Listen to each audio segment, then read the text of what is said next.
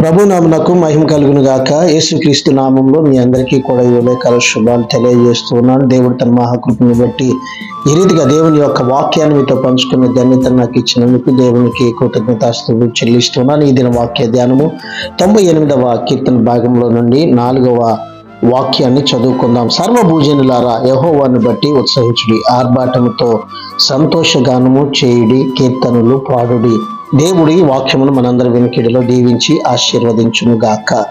దుష్టత్వంపై దేవుని అద్భుత విజయ ప్రదర్శన, న్యాయబద్ధమైన రక్షణ, కృప, విశ్వసనీయతలకు భూమి, మనుషులు ఇవ్వదగిన ఏకైక జవాబు ఈ వచనాల్లో ఉంది. భూమి అంతా ఆనందంతో పాటలు పాడాలని రచయిత ప్రోత్సహిస్తూ ఉన్నాడు. ఎందుకంటే దేవుని విజయంలో, రక్షణలో సర్వలోకం కూడా చివరికి పాల్గొని ఆయన న్యాయబద్ధమైన పరిపాలనను అనుభవించబోవచ్చు ఉన్నది. కనుక దేవుడు ఈ దినాన్ని మనకి ఇచ్చినటువంటి ఈ వాక్యాన్ని బట్టి మనమందరము ఏకముగా కూడి సర్వాతీతుడైనటువంటి దేవుని నామాన్ని మహిమపరుద్దాం. అట్టి కృపను ధన్యతను ప్రభు ఈ దినాన మనకందరికీ కూడా దయచేయును గాక. ఆమేన్.